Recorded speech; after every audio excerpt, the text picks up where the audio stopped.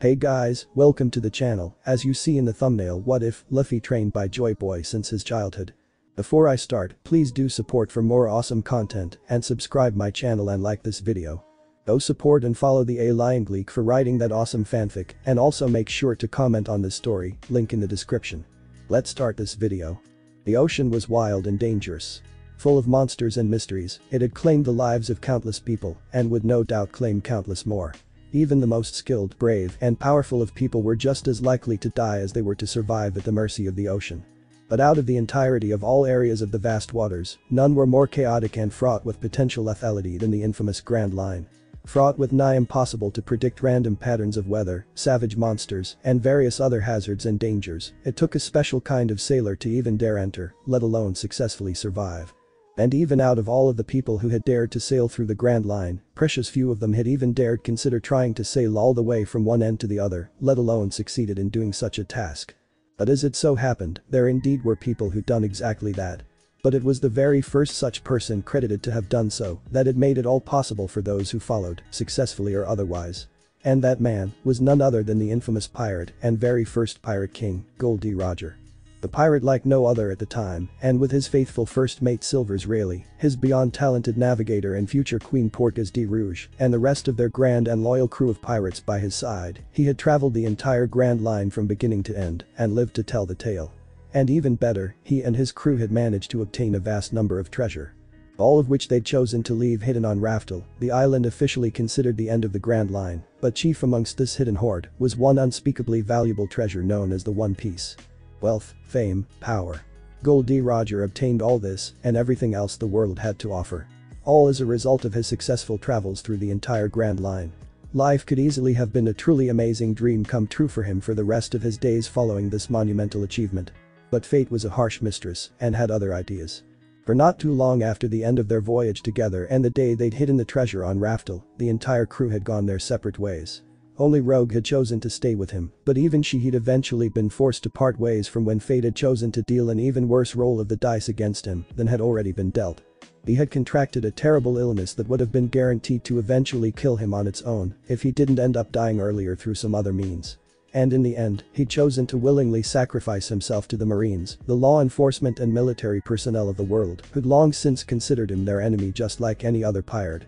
The day of his execution had been swiftly scheduled. And when it arrived, an entire mass crowd had gathered within the East Blue Island city of Lobetown to witness this historic event. But despite being about to die, and already gravely ill even before choosing to let himself die another way before the disease could kill him, the infamous Pirate King had not been broken. He'd already planned the perfect way to score one last victory against the world government, who'd hoped that his execution would be the perfect catalyst to end all piracy in the entire world for good before his death. And the fools had fallen for his trap, hook, line, and sinker the instant they'd chosen to allow him to say some last words. And his dying words drove countless people to the seas. "You want my treasure?" he'd asked. "You can have it. I left everything I gathered together in one place. Now you just have to find it." And while the Marines elected as his executioners had been very quick to kill him immediately after he'd finished saying those words, and they'd realized just what it was he'd been saying, the damage had already been done.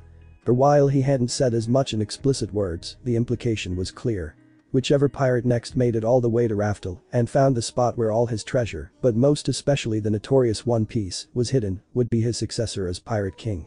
And so, despite the world government's hopes, these words lured men to the Grand Line in pursuit of dreams greater than they'd ever dared to imagine.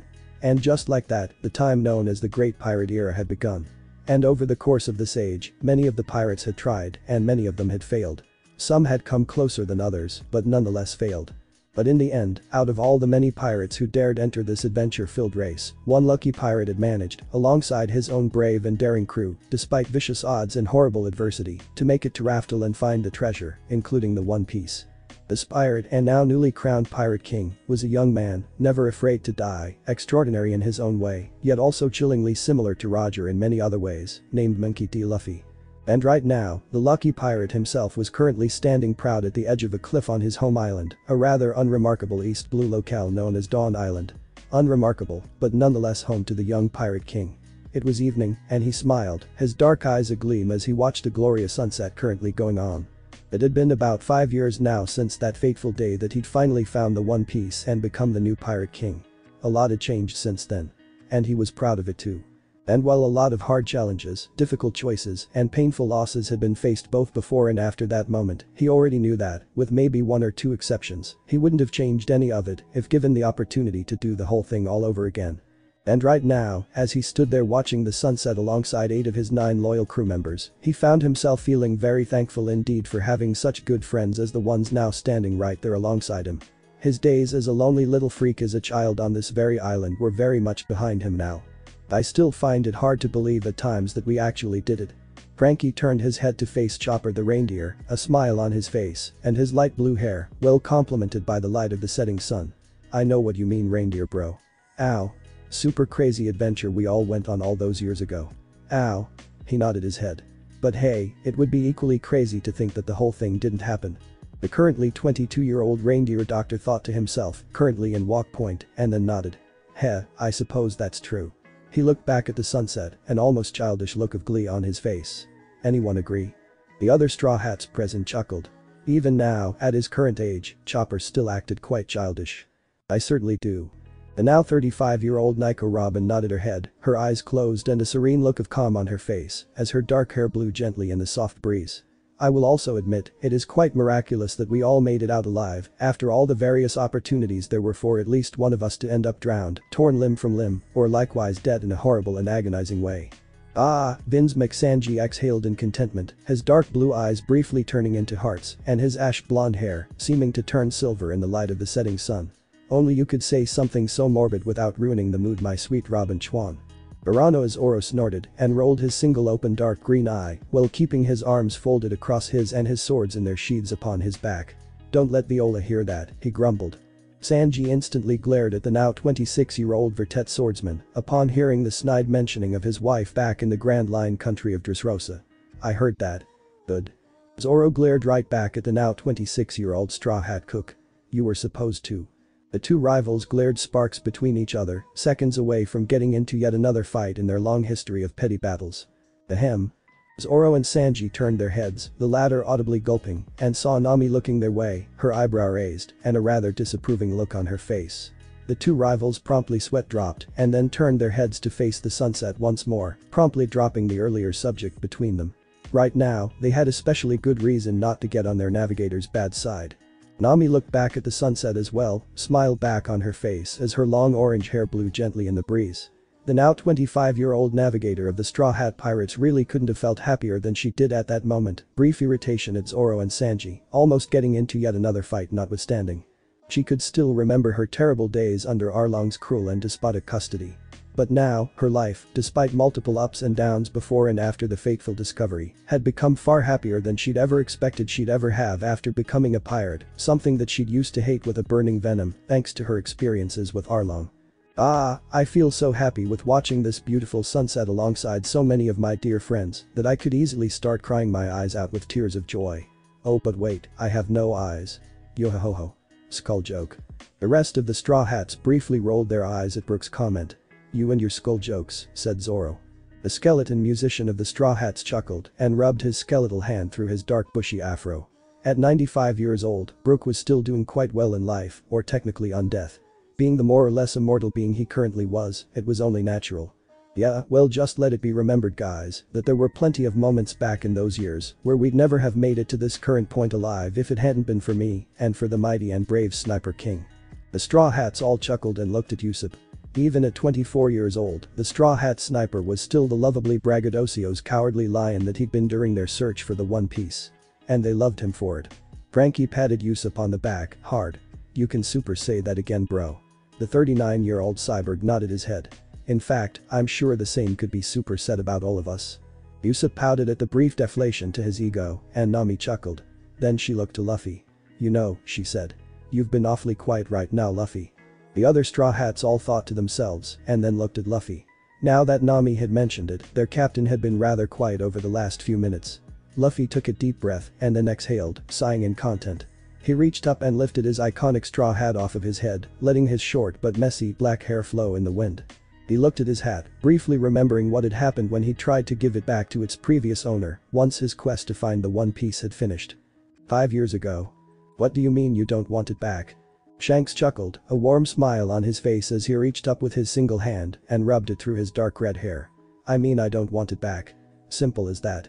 But you said that I had to give it back to you once I'd found the One Piece, Luffy stated insistently, the straw hat that had formerly belonged to Shanks and had belonged to Roger himself, Shanks' former captain, before him, still clutched in his hands as he held it out towards Shank in a now apparently quite futile attempt at giving it back. So I did. Shanks picked up the hat, briefly taking it out of Luffy's hands. I will admit, you certainly did keep it in good condition. Though I will admit, there was definitely one moment or two where you briefly appear to have slipped up and needed it repaired.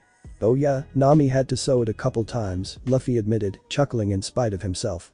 Shanks chuckled back and then nodded his head. But back on topic. That promise I had you make to give this back to me once you'd become Pirate King. That was just for the sake of giving you additional motivation, as well as an additional means of proving your worth. My worth? Worth for what? Of being Pirate King, of course. Shanks nodded his head, a warm look of pride on his face. My old captain, your predecessor as Pirate King, trusted me with this hat. In all fairness, I could easily have tried harder to return to Raftel and claim the One Piece and title myself. But in the end, I knew that I wouldn't fit the bill. And so, I took it upon myself to keep it safe until I found the one that I personally felt knew would be a potentially worthy successor for it. Luffy could only stand still, gaping silently at Shanks, uncertain as to what to do or say. But, he eventually managed to squeak out. Your captain trusted you with it and he was dead. How could you have possibly known he'd be worthy of it? If I would be worthy of it. Some things you just know. Shanks lifted the hat back up to his eye level, smiling once more. And the day I lost my arm, let's just say that you more than proved yourself worthy in your own unique way. You may have ended up eating the fruit of my old crew's navigator, lacked my old captain's temper, and even occasionally shown off a few traits with considerably more similarity to my old crew's first mate. But everything else about you reminded me so much of my old captain that, in the end, after all you demonstrated that day, I decided that, if you weren't worthy, I really didn't know who was. But, Luffy stammered. But what about Ace? He was your captain's own son. Why couldn't you have given it to him? Luffy, you knew Ace a lot better than I did.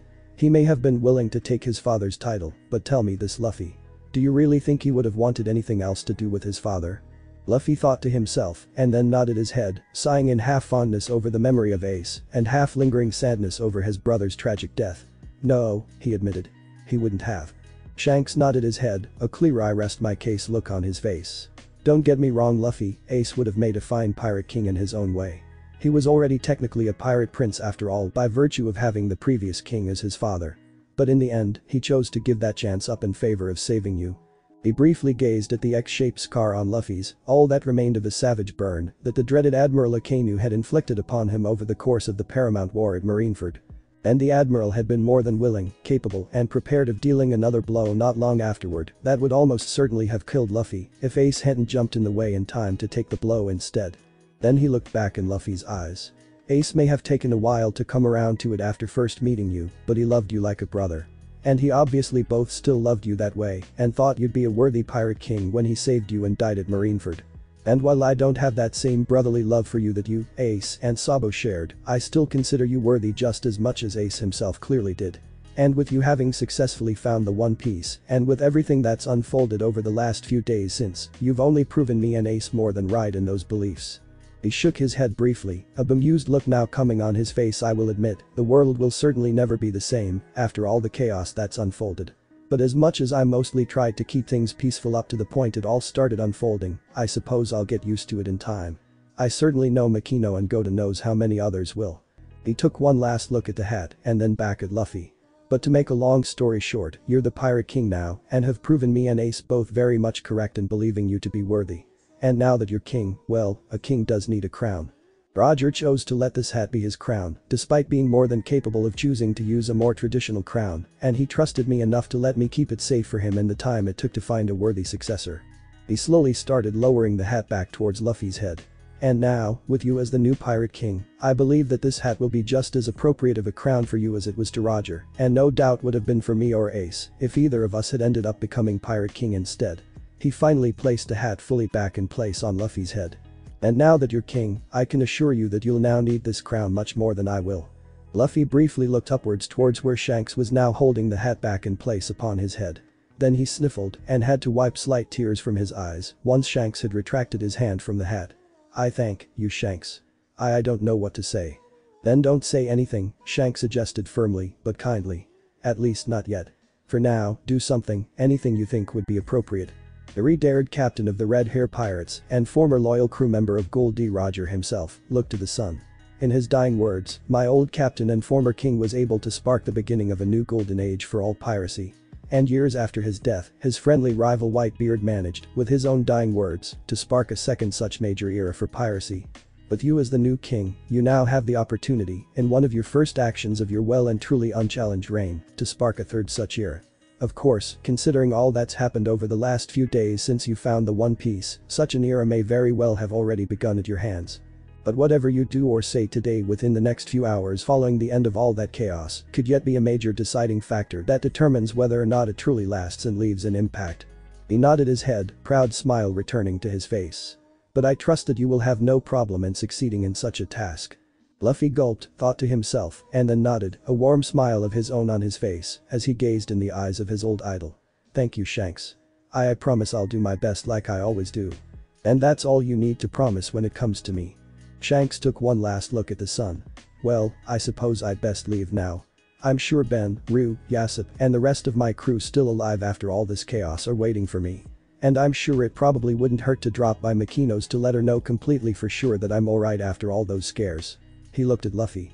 "And not to order my new king around, but I get the feeling you might want to do the same within the near future, and that's without considering how much Dayton might want something similar as well." Luffy chuckled. "I'll add that to my to-do list. Let's hope there's not too much else on that list beforehand." Shanks turned to start leaving. He briefly looked back as he walked over to the rowboat that he would use to return to where his crew was waiting for him. "And when you do get around to dropping by Dawn Island for the first time since you left to start your little journey, feel free to let your crew come with you. I'm sure there won't be any argument to that idea on either side." "You read my mind," said Luffy. "And I didn't even need to use observation hockey for it." Shanks gave Luffy a final farewell gesture with his single hand. "I'll see you again someday, Luffy. Don't let me down as king." "I won't, Shanks," said Luffy, a wide grin on his face, and his eyes closed as he gave the re-dared pirate captain a thumbs up. "Shushi. I can promise you that." Present day. Luffy. "Oh right, sorry Nami," said Luffy. The now 24-year-old captain placed his hat back on his head and then turned to face his 8 expectantly waiting crew members. "Well, to be completely honest, I don't really know what to say." He shrugged. "I mean, what could I say now that hasn't already been said?" He shook his head. "I mean, we did it. We made it to Raftel. We found the One Piece. We achieved all our dreams. And we even managed to seriously shake up the entire world in the process." He shrugged again. "What more can I say at this point?" The other Straw Hats thought to themselves. "I must admit," Robin stated. "Captain Sandoz have a point. Though I will admit this again," Luffy then said, his usual face-splitting grin on his face. "I still think it was seriously awesome when we finally entered the cave with all the treasure after arrival on Raftel." His crew nodded and mumbled instantly in agreement. Absolutely none of them, even with their knowledge of the legends, had at all been expecting just what they'd ended up finding within the cave where Roger and his crew had hidden their treasure all those years ago. Jewels, coins, precious metals, priceless other sorts of valuable stuff, the final poneglyph Robin still needed to find without later claiming the one that had been in Blackbeard's clutches. All of it more than fit for a king. But of course, even all that had seemed to pale in comparison to the One Piece itself. Even now they still couldn't forget it. The legends had always been vague about just what it was. Even Roger and his crew had refused to elaborate on it that much beyond the most infuriatingly simplistic of descriptions. But now they themselves had the same knowledge of it that Roger and his crew had. It had turned out to be what appeared to be a large sword, with a solid gold pommel and a blade divided into 7 segments, each such segment seemingly made literally from a different type of gemstone, yet all fused together so impossibly well that neither segment could be separated without shattering the entire thing beyond hope of easy repair. And as if that weren't crazy enough, it had also turned out to somehow have an impossibly gobsmackingly vast amount of pure unadulterated haki stored inside the blade. All 9 of the pirates briefly shuddered at the memory of that detail. Even the ones who didn't have haki themselves were able to tell from the moment they first finally laid eyes on the One Piece that the amount of haki inside it was so strong that it would likely cause untold amounts of damage if unleashed. And they'd ended up finding out exactly how much damage it could cause when they'd ended up fighting Blackbeard himself, plus his crew, only a single half-hour later, and they'd ended up finding out completely by accident too. 5 years ago. Luffy snarled, his eyes blazing with rage, teeth gritted, and his hands clenched into fists as he stared the infamous Blackbeard, Marshal D. Teach himself, face to face, within the now empty gaping cavern, where all the treasure had been before its removal and subsequent transfer to the Raftel beach. It had been almost an entire hour since Blackbeard and his crew had arrived, and the resulting titanic series of battles had begun. And so far, things were hardly going well, to put it lightly. Initially they'd been left to deal with Admiral Aokiji, their old enemy and former warlord Gecko Mariah, and most of the underling members of Blackbeard's 10 ships, while Teach himself had tried to make off with all the treasure alongside the 9 members that, alongside him, made up the 10 Titanic captains. And even with all of them working together, they'd still only managed to defeat and knock out Kuzan, Mariah, and the underlings in time to only just barely head off Teach and the other captains. And from there, they'd ended up unwittingly splitting up to fight each other one-on-one. Even now Luffy could hear the sounds of the battles between his 9 crewmates and their respective opponents, thanks to his observation haki. He heard the sound of Zoro's swords clashing valiantly against the single massive dagger wielded by Jesus Burgess. He could hear the rapid running footsteps of Sanji and the immensely disgraced former Impel Down Warden Shiryu as they ran around helter-skelter in their own vicious duel, with Sanji clearly having even more difficulty than he'd have already had otherwise thanks to his opponents having managed to eat the Suksuk no Mi after killing the invisibility fruit's former wielder. Mariah's former zombie associate Absalom. He could hear the sound of multiple gunshots and snaps of a slingshot as Usopp clashed with the nightmarishly skilled sniper Van Augur. He could hear beastly roaring as Chopper, currently in Monster Point, fought a ferocious battle against the unspeakably vile Lavalo Pizarro, who had revealed himself to have eaten the Nico no Mi model Manticore. He could hear the flapping of Laffite's wings as he used his own angel's own fruit to fly around while swinging his mighty cane in his duel with Robin. He could hear Nami panting and gasping as she tried desperately to hold her own against Katarina Devon, who at that point was in full-body Kyuubi no Kitsune mode as she chased after the orange-haired Straw Hat Navigator, snarling, slavering, and letting out her distinctive laugh as she did so. He could hear the sound of what appeared to be shockwaves going off as Jinbei the Fishman helmsman and former warlord did battle against the abnormally large, even by normal giant standards, Sanguine Wolf. He could hear various shouts of strong right from Frankie and the distinctive drunken giggling of Vasco shot as the two did battle. And he could even hear Brooke's cheerful distinctive laugh, increasingly angry growling of Doc Q, and the galloping footsteps and whinnying of Stronger as the immensely sick horseback riding doctor did battle against the skeleton musician. All of them were clearly going through the ringer. And he himself wasn't necessarily doing that much better. At this point, he was now only a few minutes away from reaching the of his time limit for using Gear 4th, and Teach still hardly seemed even close to going down. Teach howled, a gleeful open-mouthed grin on his face as he laughed. "You've fought well, Straw Hat," he yelled. "You've put up a good game. But you have won nothing." Luffy growled, his fists clenching even tighter, too angry to even realize just how almost painfully tightly his right hand was now gripping the handle of the One Piece in its clenched fist state. "You cannot defeat me, Straw Hat. No one can. Not even you. And what's more, you'll soon be in a more than ideal state to allow me to finally end this battle with only the bare minimum amount of additional effort. Don't deny it, boy.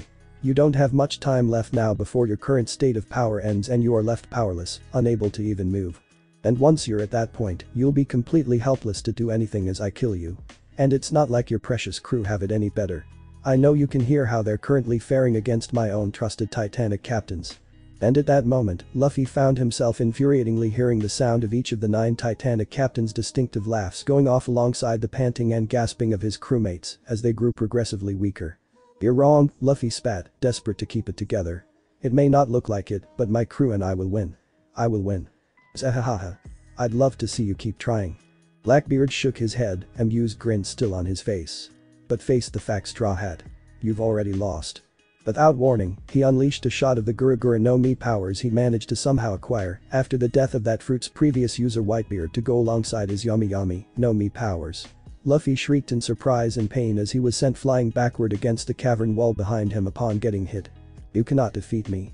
He let off another shot. "Ah!" Luffy howled. "You cannot defeat me." Another shot. Another scream. "No one can." Another shot. Another scream.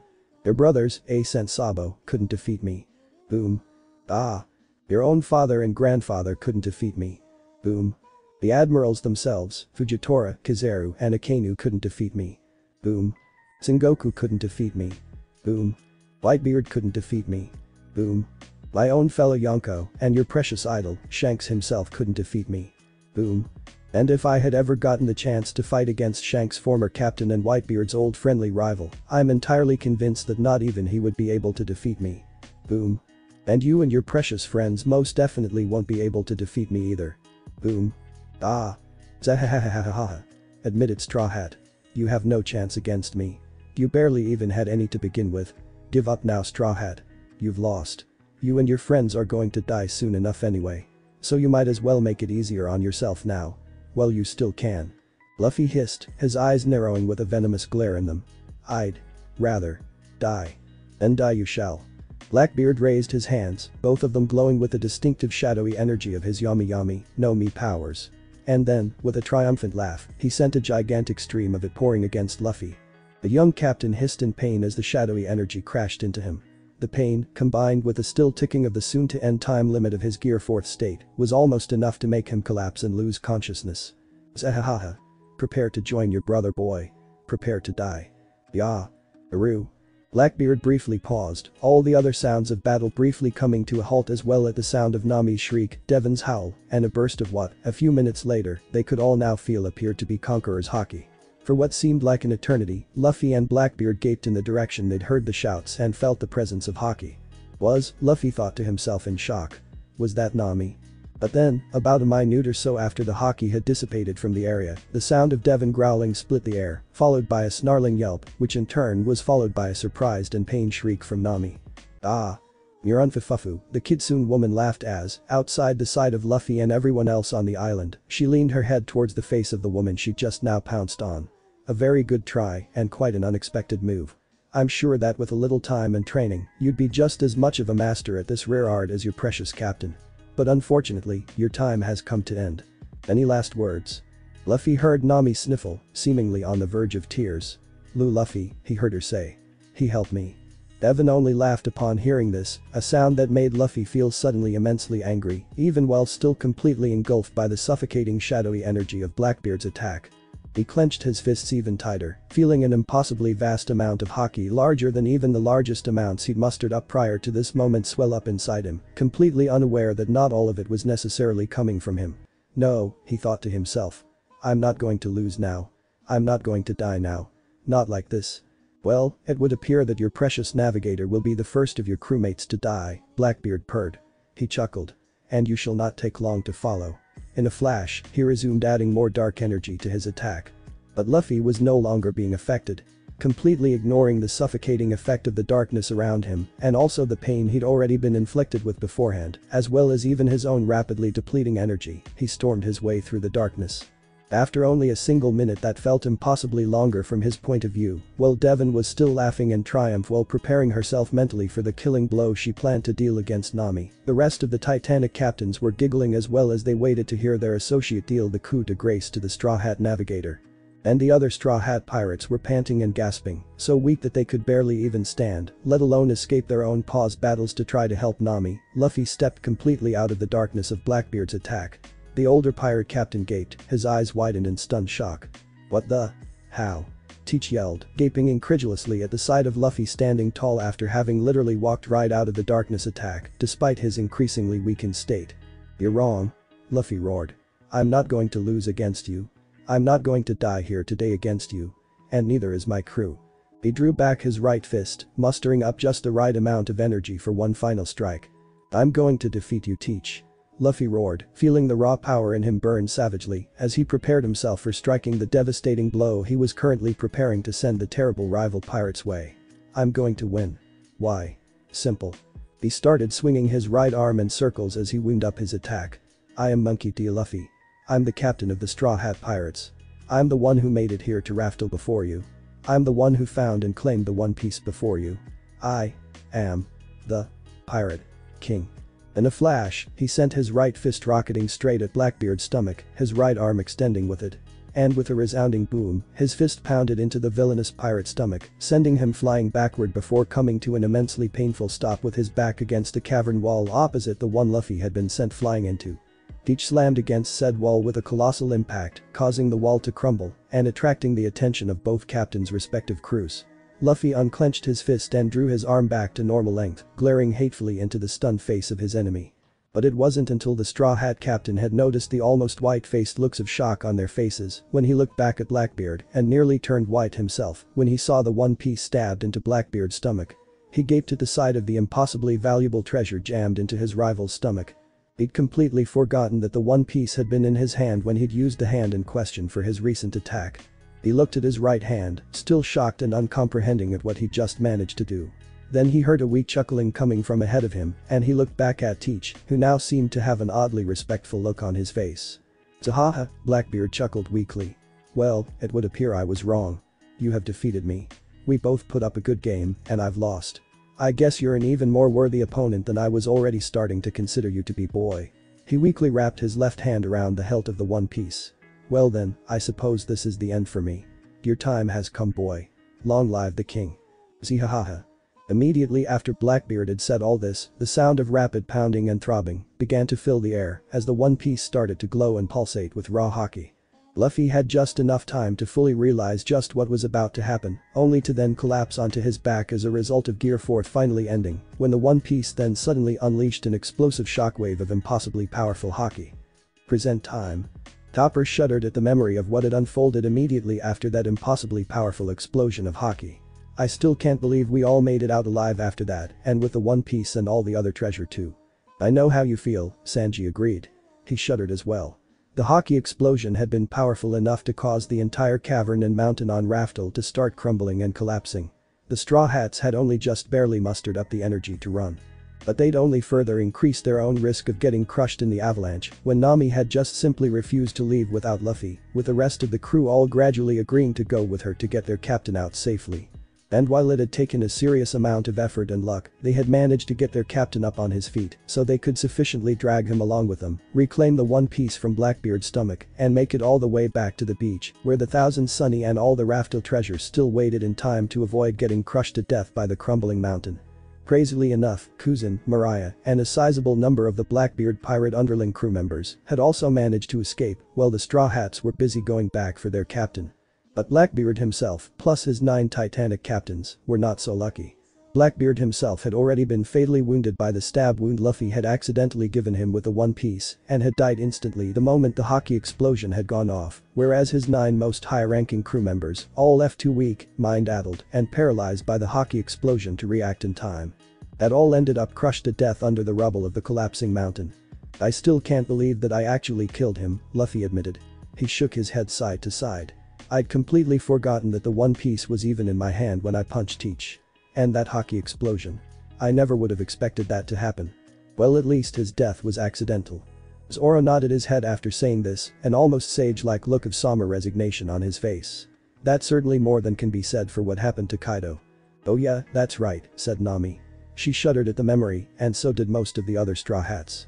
Over the course of their time in Wano, so much had gone horribly wrong, so much drama and losses, both genuine and near genuine, had been suffered. The despotic governing official of Wano, Hirachi, and his own henchmen had been difficult enough to deal with, but the truly gigantic and damn near invulnerable Yonko Kaido and his infamous beast pirates had truly been a nightmare to deal with. And the fact that Kaido had also formed a temporary alliance with Big Mom hadn't helped. And over the course of the titanic battles that had unfolded after the disastrous results of the previously planned major battle, it had seemed very possible indeed that nothing could stop Kaido, and that the Straw Hats and their various present allies were doomed. But Zoro had by that point managed to both be gifted Kazuki Oden's sword Enma and receive the necessary training and ability to forge a similar black blade of his own in time to wield both of his new Wano black blades alongside Wado Ichimonji in a death-defying duel against Kaido, who at that point had already used the power of his devil fruit to assume his nightmarish dragon form and been about to deal a killing blow against Luffy. And eventually, when Kaido had gotten enraged enough to the point that he'd flown above Wano and started to prepare a burst of his breath attack that would have potentially reduced all of Wano and everyone on it, including his own men, to ash. Zoro had been left with zero other choice but to jump from the roof of a building to Kaido's level and deal a devastating killing blow to the vicious Yonko. From there, everything had toppled over gradually further and further in the Straw Hats' favor. For while Irachi and his men had still put up a decent fight after Kaido's death, they'd still seemed like almost child's play to defeat without assistance from Kaido and the Beast Pirates. But even after the Straw Hats had finally left Wano afterward, the entire crew had still needed a decent bit of time to fully come to terms with just what Zoro had ended up forced to do. Zoro nodded his head at the memory. I apologize once more for what I did at Wano, Captain. I know that you would have likely preferred him to be defeated in some other way that would have left him forced to watch his dream never be fulfilled, especially since his finally dying in combat against a worthy opponent essentially was his dream. You did what you had to do, Luffy stated, staring firmly but kindly at his faithful first mate. I know I would have preferred him to have perhaps been defeated in another way. But as was all too clear at the time in which you did it, there simply was no longer any other way possible. If you hadn't jumped up at him with your Wano blades and sliced him through the heart, Kaido would have killed all of us. And I already forgave you for all that in the time it took to reach Raftel after Wano and our time at Elbaf. He gestured towards the rest of the crew, who all nodded in agreement. We all did. I understand that. Zoro nodded. But nonetheless, I've still done everything in my power to try my best to prevent similar situations from reaching that point. And your effort is much appreciated. But again, you don't have to beat yourself up over it. I mean, you did save all of us, not to mention manage to save Sabo as well in a roundabout way. The rest of the crew promptly agreed, including Zoro. As it so happened, Sabo had ended up captured by the world government after a screw up on Sabo's part in a planned infiltration of the reverie going on at the government's holy land and been set for execution once news had reached the government as to the outcome of the chaos going on in Wano. They'd been so confident in being able to successfully have him executed in fact that they'd even had the newspaper writers outright lie by publishing a story that said that Sabo had already been successfully executed. But this had come to utterly chomp them in the ass when, after news had reached them of Kaido's defeat and Orochi's downfall, the world government and their supporters had been so stunned and caught off guard that Sabo had managed, with help from the secretly infiltrated jewelry Bonnie, the roboticized Bartholomew Kuma, whom Bonnie had tampered with enough to allow him to at least briefly regain his old humanity and memories, and even Fujitora, though not in any way that would have been obvious or easily confirmed by anyone who asked him later, to escape back to safety. And when he'd later revealed himself publicly to still be alive about a week later, the news had been one of several things that would eventually lead to even more chaos for the government, to put it lightly. And as if that weren't enough, the same level of distraction and shock that had been placed upon the government by the news of what had happened at Wano had also been enough to allow several of the then newly arrested warlords, most notably Dracula Mihawk and Boa Hancock, to successfully escape back to freedom as well. Indeed, Nami agreed. And hey, if you thought the fights against Kaido and Blackbeard were hard, need I remind you about how we had to battle the Admirals on No Man's Land after we finally left Raftel? The entire rest of the crew promptly whistled and winced as they remembered that. Just a single hour after they'd loaded up the treasure and departed from Raftel on the Thousand Sunny, which had surprisingly still been able to get fixed back to viable sailing condition despite the vicious bombing it had fallen victim to at the hands of the beast pirates in Wano. They'd started sailing past a massive and completely barren island in the same stretch of sea called No Man's Land, before then getting blocked off by none other than the Admirals themselves, whom the world government had sent after the Straw Hats in a last-ditch attempt at taking out the Straw Hats, before they managed to successfully cause the government's hold on the world. Already damaged by several events, most recently the reveal of the lies about Sabo's death and the later reveal of the mass escape from Impel Down that had come from Blackbeard choosing to hijack Sabo's broadcast and reveal the information himself to be even more destabilized than it already was. And after first being almost sunk by the cannons on the Admiral's ship, the Straw Hats had managed to safely beach the Sunny upon No Man's Land in time for the Admirals to arrive with their personal forces and do battle with the Straw Hats from there. The Straw Hats had still been weak and not fully recovered from their battles against the Blackbeard pirates, but they'd still been able to power through and hit back with everything they had. First they'd fought their way through all the subordinate marines that the Admirals had brought with them. Then they'd been forced to split off once again when the four Admirals had decided to deal with the pirates themselves. Kizaru had jumped into the fray first, forcing the monster trio to split off from the rest of the crew, still battling the underling marines, in order to take part in a rematch of sorts against him. And once Kizaru had been defeated, the monster trio themselves had been split up when Sanji had found himself dealing with Fujitora, Zoro had ended up dealing with Ryakuju, who had subsequently revealed himself to have eaten the Yushi no Mi model. Hakutaku, and Luffy had been forced to do battle against Ace's killer himself, his hated enemy Akainu. And to say that the resulting ordeal had been difficult would have been an immense understatement. 5 years ago. Luffy panted and gasped, several serious burns on his body as he stared down the hated Admiral Akainu. It had taken a considerable amount of haki on his part to prevent the burns on his body from being any worse than they already were, let alone avoid getting the parts that were burned completely melted away instead. Akainu stared back at Luffy, snarling and slavering like a dog in his rage. In his mind, this battle should have been easy. But instead, the young pirate who he'd been entrusted to either arrest or kill, but preferably kill, after killing that same pirate's brother 2 years prior was still standing and able to fight. "You should be dead, Straw Hat." The fleet admiral roared, his arms once again taking on the form of liquid magma as he prepared another attack. "That last attack should have completely melted down every part of you beneath your neck." Luffy snarled, a small drop of blood slipping out of his cracked lips before he then brushed it away with his arm. "You're gonna have to try harder than that, Akainu," he growled, venom in his voice and death in his eyes. "You killed my brother, a young man who committed no crime, simply because Roger was his father. That alone is crime enough." Akainu clenched his lava hands into fists. Roger was one of the worst pirates in the world. And despite the government's most noble of efforts, his son survived the attempted prevention of his birth. He had escaped the justice that should have been dealt upon him before he was even born. He needed to die for his crimes. No. You and the government needed to kill him because you couldn't accept that your precious absolute justice wasn't true justice at all. Because you couldn't punish Roger himself anymore for allowing piracy to continue past his death and needed someone else to punish in his place. And it's for similarly stupid and petty reasons that your precious government had Panda Man kill Tom the shipman, and you yourself personally made Robin's people almost completely stinky. That's extinct, you moron. Akainu sent a spout of magma spewing from his right arm, the rubber man just barely managing to leap out of the way in time. The admiral turned his head to face Luffy once more, growling in fury. "That's what had to be done," he barked. "It had to be complete and thorough. All of it. That's what justice is, boy. Both the ones who committed the crimes, and all even so much as tangentially associated with those same crimes, have to be punished, whether it be by imprisonment, death, or both. Only through that can the world be truly at peace and learn not to allow such crimes to ever happen at all." "You may call it justice," Luffy hissed. "But that's the thing. It's only justice by name. True justice is only punishing those truly deserving, leaving those who only tangentially contributed in the most harmless of ways, and even risking the criminals getting away if it means keeping innocents from dying. Kobe follows it, Smokey follows it, and I wouldn't be surprised if your blind purple cloak man admiral secretly follows it too. Well, they're all fools. Real justice is absolute. And I will continue to ensure that such justice is what continues to be carried out to ensure true peace and order under the world government. And if I have to kill you and your evil crew to let that happen, then so be it. The only evil one I see is you." Luffy nodded his head, a determined look in his eyes. "And you're the only one who's going to die between the two of us." He raised his right hand, clenching it into a fist. "As a general rule, I don't kill, if only for the sake of letting my enemies live to experience the agony of being forced to live to see their plans fall apart around them and their dreams completely and utterly fail to ever come true. But with the exception of continuing to carry out your twisted sense of false justice, you don't have a dream of your own.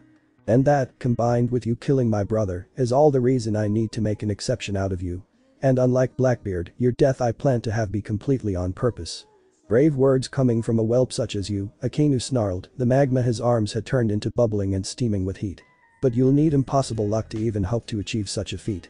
You may have successfully lasted this long against me, boy, but you won't come out of this fight alive, not if I have anything to say about it." "Well then, good thing I'll kill you before you even get the chance," Luffy hissed, already slowly raising his arm into position so he could bite it and activate Gear 4th. Akainu raised his eyebrow at the sight of this. "A bold move you're about to do," he admitted. "And very risky on your part.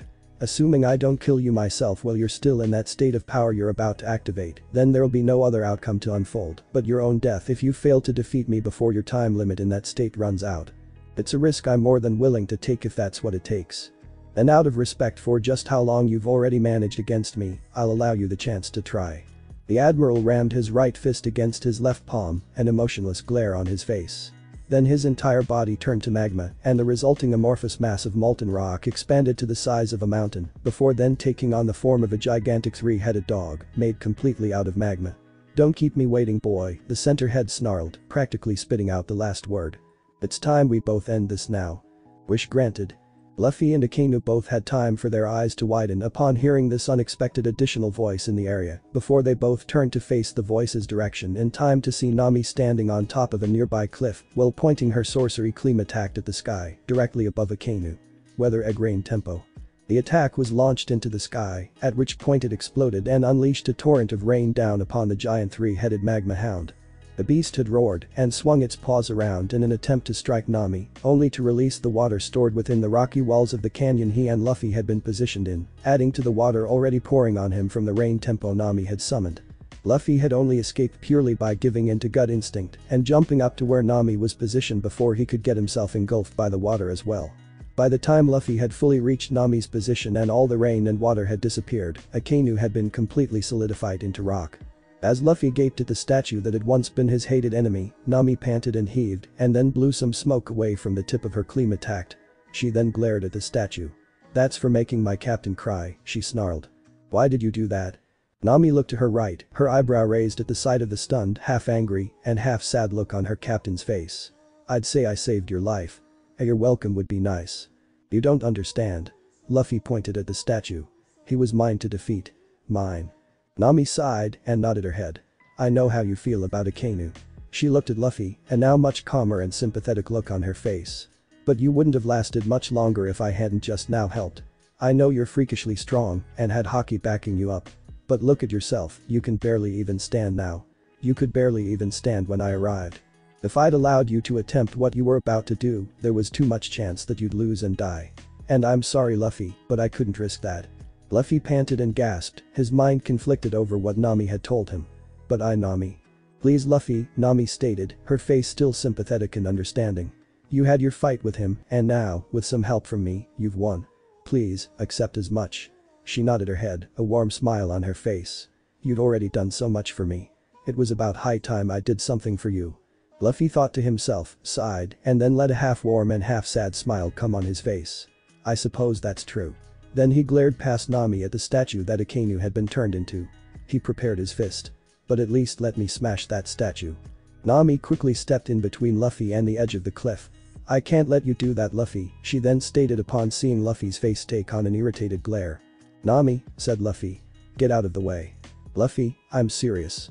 "So am I, please Nami, get out of my way." "And I'm telling you again that I can't do that." "Can't? Or won't?" "Both." The Jeanette nodded her head, her pinkish brown eyes determined but not unkind as she gazed at her captain. "I can't let you cross the kind of line you're about to cross, so I won't let you do what you're now planning to do." "Nami, you know what he did to Ace." "Yes," Nami admitted, a matter-of-fact tone to her voice. "Yes I do." "Then you know that I have to kill him." Luffy prepared his right fist once more, tears of rage and grief building up in his eyes. "I have to kill him. I have to." "No, you don't." "Yes. I do." "Luffy, if you kill him, you could all too easily risk ending up becoming somewhat just like him. You've already killed Blackbeard. That was an accident. And what you're about to do to Akainu won't be. This is different. He doesn't have a dream. He'll be perfectly acceptable as an exception. Luffy, killing him won't bring Ace back. You think I don't know that?" Luffy snarled, the tears in his eyes starting to swell up, his teeth gritting into a mix between a sob and a snarl. "I know killing Akainu won't bring my brother back. I know it. But if I kill him, then I'll at least be able to feel just the tiniest bit extra better about it." "How?" "Because then I'll have fully made up for Ace's death." "What do you mean fully made up for it? I thought you'd already grieved enough over it. And how does that have anything to do with killing Akainu?" "It has everything now to do with that." "How?" "You wouldn't understand. Try me." "Nami, I don't have time for this. Just get out of the way and let me smash him." "Why?" "Because it's my fault Ace died." The resulting silence was almost as deafening as what Luffy had just shouted. For what felt like an eternity, Nami gaped at the now panting, gasping, and still on the verge of tears Luffy. "Your fault." Luffy sniffled and nodded his head. But how?" Nami stammered, completely dumbfounded by what her captain had just said. "You're not even the one who killed him." She pointed at the petrified Akainu. "He is. Or better yet, if you don't think he has enough blame for it, give some to Blackbeard. He's the one who brought Ace over to the world government and you've already managed to kill him. Because he might still have been saved if I hadn't waited so long before trying to help him." Luffy sniffled and nodded his head, tears coming closer and closer to trailing from his eyes altogether as he looked at Nami's half-stunned and half-saddened face. His Viva card had started to burn and shrink not too long after our time at Thriller Bark. "I thought he was perfectly fine and able to handle himself then, and so I had us all continue onward in our own voyage." "Luffy," Nami stated, her voice filled with compassion as she worked to cheer her beloved captain up. "You couldn't have known just what sort of situation Ace was in at the time. None of us could have known for sure." "That may be true," Luffy admitted. "But knowing what we know now, it just makes that decision seem so much worse in what is it called? Rear sight? Rump sight? Hindsight? Yeah that. In hindsight, it just feels so much worse. Specifically, that I doomed him the instant I chose to have us continue onward instead of going immediately after Ace to save him. Luffy, we weren't strong enough then. Mariah himself had made that clear, even if we didn't completely believe him at the time. But we still would have all been there. It wouldn't have just been me. Heck, we might have even been able to get him out to safety before he'd even reached that prison if we'd gone after him just that tiny bit sooner. You don't know that. No, I don't, Luffy admitted. But it still could have been done, and that's the problem. He nodded his head, now finding it increasingly difficult to hold back his tears. And that's why I have to kill Akainu. Not only is that the only way he can be punished since he doesn't have a dream of his own to live in torment over seeing unfulfilled, but it's the only way I can be forgiven anymore for allowing him and teach the opportunity to successfully kill my brother. He hung his head, sniffling once more. Ace's death. It's because of me. It's my fault. It's my fault. In that instant, he finally lost it, closing his eyes and letting himself start to cry. It was at that point that Nami wrapped her arms around him and gave him a hug, letting her captain cry on her shoulder. "It's okay, Luffy," she said as Luffy sobbed on her shoulder. "It's alright." "No, it's not," Luffy whimpered. "It's my fault he's dead. It's my fault." "No, it's not," Nami whispered soothingly. "There are only two people truly responsible for his death. One is already dead and the other is now turned to stone right behind me. You had no fault in it, Luffy. I don't blame you for it. Sabo didn't blame you for it. Even Ace himself didn't blame you for it. Nobody blames you for it but you." She stepped back, placing her hands on Luffy's shoulder as he lifted his head to directly face her once more, his tears starting to slowly wind down. There, she said. "Like I said. Everything will be fine. The rest of us are alive and alright. Bruised and battered, but alright." She let a sad smile come on her face. "And besides, you know Ace better than I ever did. Would he have wanted you to do what you were just now planning to do?" Luffy sniffled again. "No," he managed to admit. "I thought so." Nami nodded her head. "Come on, Luffy. You've already won now. We all have. Let's just go." Luffy sniffled one last time and then nodded his head. "You're right. Of course." He straightened up. "Let's go find the others." The Straw Hat Captain and his navigator turned and started to walk away from the petrified Akainu to rejoin their crewmates. However, they'd only taken 5 steps each away from the statue before it suddenly started to crack, and not in the way that Luffy had earlier planned for it to start cracking. The sound of cracking stone, followed by hissing steam, was enough to make Luffy and Nami pause in their departure. Nami," Luffy managed to say when the two turned their heads to look nervously in each other's eyes. "I'm not the only one hearing those noises behind me, right?" "Nope." They looked back in time to see first the center head of Akainu's giant 3-headed magma dog form, and then the rest of him, break free from the stony encasing that Nami had allowed him to be trapped in. He let out a savage roar and then turned his 3 heads to face the now white-faced and terrified pirates who'd initially battled and trapped him not too long ago, snarling and slavering. "I should have known that you'd be talked down into chickening out of killing me, boy," the transformed admiral snarled, his red eyes burning. He snarled again, baring the teeth of all 3 of his current form's heads. "Yes, I heard you and that witch talking just now. You and her are so devoted to each other, you'd gladly jump right into the ocean if she so much as asked you to do so." "It's nothing like that," Luffy screamed. "You've completely got the wrong idea," Nami hissed. "Please, you could have fooled me." Akainu snarled again. "You're just as much in heat for him as that whore rogue was for Roger, and as that bitch Star was for your precious captain's father, my treasonous former friend, Dragon." He lifted his front paws and then slammed them down on the now once again dry canyon floor. "It has been said," the transformed admiral snarled, his eyes now narrowed straight at Luffy, "that rogue once talked Roger down from killing that senile fool you call a grandfather. And now, your own navigator has talked you down from killing me. Well, now you and she shall both regret that moment of repeating history. For now that I also know that none of my brethren had the guts or strength to defeat your foul crewmates, there is now no longer any reason for me to hold back against the 2 of you in this form." He abruptly reared all 3 of his heads back. Magma Hound eruption breath. The 3 heads snapped forward, spewing streams of magma from their jaws straight towards Luffy and Nami. Present day. Luffy and Nami both shuddered as they remembered how the battle against Akainu had unfolded from that point onward. It had taken an insane amount of luck, power, and hockey to successfully hold their own against the increasingly enraged Admiral as he attempted everything in his power provided by his Magma Hound form to kill them both. And eventually, right as the 2 pirates and the Admiral had reached a point where they were only a few miles away from where the rest of the Straw Hats were now waiting following their own victories, the Admiral had completely lost it and chosen to initiate his ultimate move, Magma Hound never-ending expansion. In the resulting rapid expansion of magma that had ensued, the Straw Hats had only just barely managed to reach the Sunny and get the ship fully back into the water, and in the process of sailing away before Akanu's last-ditch attack, had consumed the entirety of no man's land in magma, callously killing Kizaru, Ryakuju, and the marine underlings present in the process. And he'd even managed to extend a giant hound head from his expanding magma form in a final attempt at snapping his resulting jaws around the ship before the seawater had finally turned him completely to stone once more, leaving him helpless to avoid being subsequently blasted to pieces and killed by continuous impact against him from the strong ocean waves as the Straw Hats escaped on the Sunny with Fujitora, who had already earned Luffy's favor and respect through implicit assistance in letting Sabo escape, as well as from their encounter at Dressrosa, and had now chosen to at least temporarily throw his lot in with the Straw Hats when they'd offered him the chance to escape on account of both the surprising degree of honor they'd shown compared to his fellow admirals and the now increasingly insane fanaticism for absolute justice that Akainu was making impossible to deny was the truth. But even with Akainu's downfall, the world had still had plenty of chaos to undergo. For mere days after departure from the final stretch of the Grand Line and subsequent nearing of the nearest marine base, the entire world had undergone the ultimate shock when none other than the secret ruler of the entire world himself, Imu, had deliberately revealed his existence to the entire world.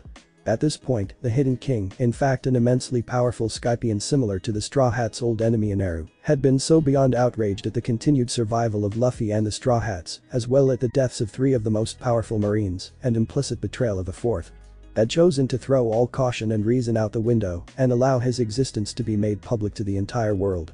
And at that point, now equally enraged over how a vast number of the world's people were starting to grow increasingly discontent with loving his style of world peace and benevolent rule, he'd chosen to instead make the entire world cower in fear of an obvious tyrant.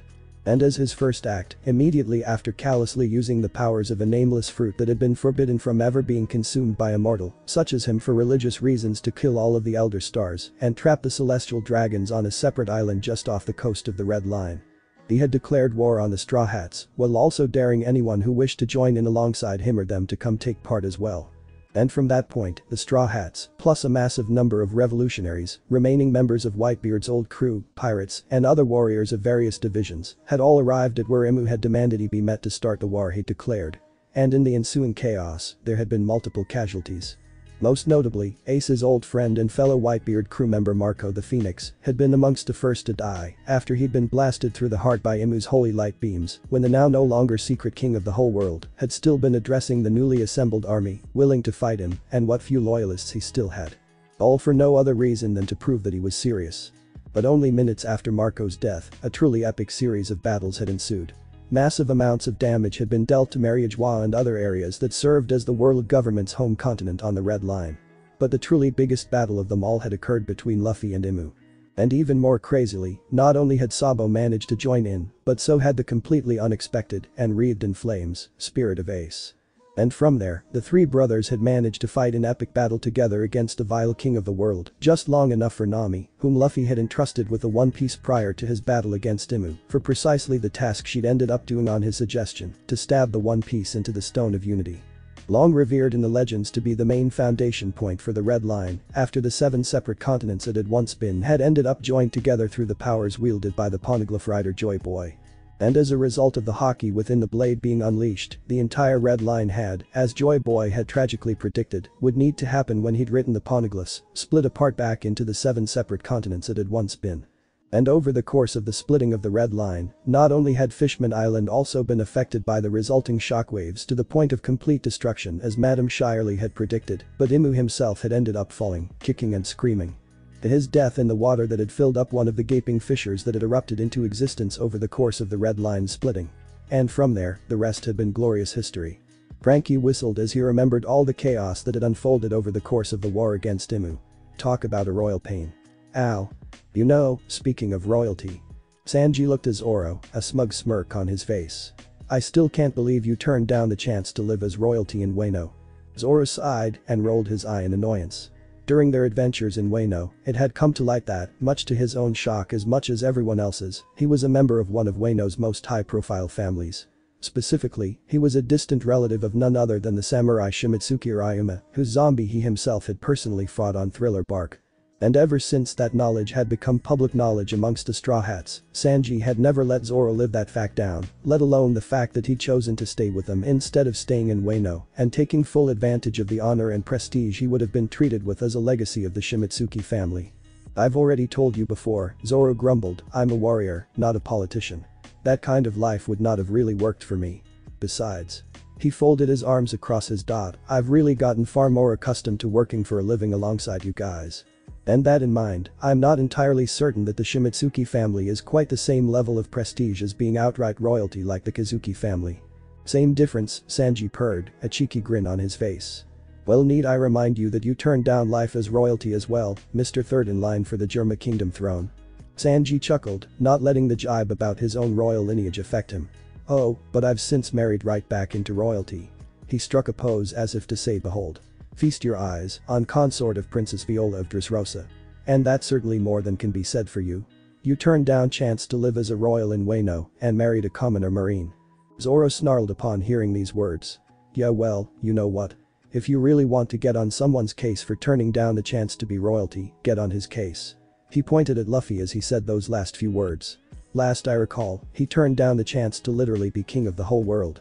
For 3 whole minutes, silence hung in the air as all 9 Straw Hat pirates let this fact sink in. Said Sanji. "You're right. I completely forgot about that." As one, all the underlings looked to their captain, who nodded his head, a solemn look of understanding on his face. He remembered very well exactly what Zoro had now brought up. 5 years ago. Luffy glared, half in rage and half in triumph, as he stood before the panting and gasping Emu, a similarly glaring Sabo standing to his right and the likewise glaring spirit of Ace hovering to his left. "It's over," the Straw Hat captain growled. "Your plan, your reign, and your precious world order is over." The king of the world hissed, his red eyes almost literally blazing with fury. At this point, he barely even had the energy to summon any of his holy light beams, let alone use any of the other powers that came with the forbidden devil fruit he dared to eat against Joy Boy's scriptures, yet still having just enough energy to stay standing before them. "Damn you," he growled. "By all that is sacred, damn you." He pointed his finger accusingly at Luffy. "You ruined everything. The whole world is devolving into the very same levels of chaos and discord that Joy Boy himself worked to put a stop to over the course of the Void Century. And it's all because of you. You've ruined everything, boy. You've ruined the whole world." Luffy narrowed his eyes. "You're wrong." Imu raised his eyebrow, his own red eyes narrowing just like Luffy's dark black ones. "You dare say something like that to your god, boy? You're not good at Imu." Sabo snorted and shook his head side to side, his blonde hair seeming to briefly glow in the light of the sun and all the fire he and Ace had set around various parts of their battlefield. "And you're certainly not the second coming of Joy Boy that you claimed to be all those years ago when you fooled the Elder Stars into obeying your every whim." Imu snarled, now even more angry thanks to what Sabo had just now brought up, and he pointed his finger at the young revolutionary who'd once been a young world noble. The original Joy Boy was a naive fool. He believed too firmly in idealism and peace without violence or sin. He didn't have the balls to make the necessary hard choices, sacrifices, and moral transgressions needed to truly ensure the kind of peace he desired. But that's why I've since made it all right by doing the very things he himself should have done, and all in his own name too.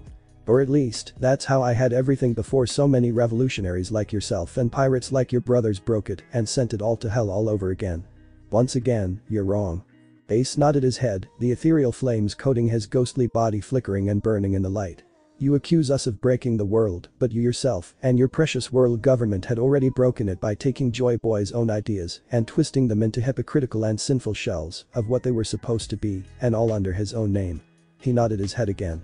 "Revolutionaries and pirates like myself and my brothers may have made things difficult for you, but you and your blind sycophants and false saints already broke the world by corrupting Joy Boy's old idealistic and good-intentioned laden vision of peace and turning it into a dystopia in all but official name." "My brother is right," said Sabo. He nodded his head. "And we all may have helped speed up the inevitable, but you and your precious world government only helped make it possible by causing just as much damage, if not more, as we did in your own efforts to both eradicate us and maintain your own twisted sense of peace at the same time. In fact, one could even go further than that and claim that the world was destined to be fixed in a more chaotic way, as Joy Boy himself predicted in the poneglyphs would need to happen the instant you chose to allow Roger the right to last words before his execution." Sabo and Ace looked to Luffy, who merely nodded, a smile on his face. "What can I say? My brothers already said it better than I could." Imu snarled, his red eyes still burning with hate. Well, you can believe whatever you want, he hissed, spitting out the words.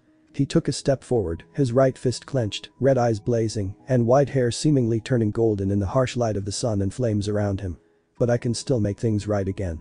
All I need to do now is destroy the three of you right now, and the One Piece with you, so that the prophecy of the red line splitting can never be fulfilled, and I'll be free to continue ruling the world as I should, and ensuring that it will never again be capable of so horridly falling astray and off the path to paradise. Well, that would be just fine for you, except for one thing. Luffy smiled, his eyes closed and usual cheeky grin on his face. I don't have the One Piece. At this point, Sabo and Ace gaped in surprise at their brother. What? Sabo yelled. How? Ace screamed. Even Imu looked stunned and also confused. You don't have it. He shook his head. What do you mean you don't have it? I mean I don't have it. Shishishi. Simple as that. But all this time you spent trying to keep me from getting it from you. Technically, I said that if you want it, you'd have to go through me. I didn't say I had it on me. All this time you've spent here. My brothers and I were keeping you distracted long enough for a friend I chose to temporarily trust it with to take it where one of my other friends said it needed to go. He opened his eyes, smile still on his face. And I have the kiss for luck to prove it. At this instant, Sabo and Ace made a silent O as they put two and two together and managed to realize both just how clever a plan Luffy had enacted as well as just which two friends Luffy had now been referring to. Imu narrowed his eyes once more. Well, if you and your brothers don't have it here with you now, then who is this friend of which you speak of who does have it? You're the one with Joy Boy's powers, said Luffy. Why don't you use them and find out? Very well then. I will. Imu paused, using his powerful observation haki, heightened to the same levels as Joy Boy's, thanks to his sacrilegious eating of the same fruit that Joy Boy had been gifted the right to eat so long ago, to figure out where the One Piece was. Ah, I see where it is now, said Imu, his voice briefly taking on a smug and triumphant tone, as he briefly felt he had the chance to still secure victory for himself. Your precious navigator has it. I will admit, not a bad choice. But all I need to do is reach her and get the One Piece from her, so I can destroy it. Now where is she? Where is she? Where is? His red eyes widened, his face turning as white as his hair as he realized just where she was. She's standing right next to the Stone of Unity. That's 3 miles away from here. She's preparing to step onto it so she can stab it too. He turned his head to look behind him, now starting to sweat as the full horror of what was about to happen finally started to sink in. I have to stop her. He turned around to start running in the direction of the stone, but a gum whip from Luffy tripped him up before he could even take 2 steps. Imu snarled, outraged and desperate, and fired a weak holy light beam from his hand towards Luffy.